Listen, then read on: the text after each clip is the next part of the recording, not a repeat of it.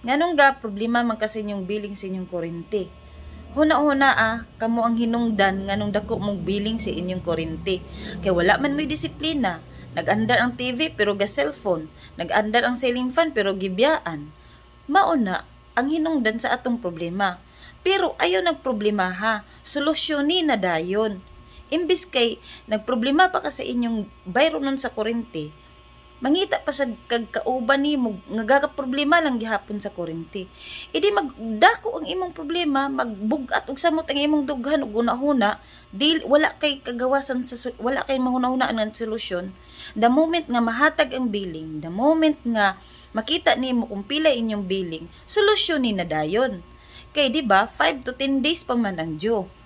Mauna kay di man lagi pangitaan dayon og solusyon. Magsige pa magproblema. Pagtan-aw nga 3,000 kapin, 4,000 kapin ang kuryente.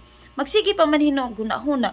Dako akong kuryente, dako among kuryente.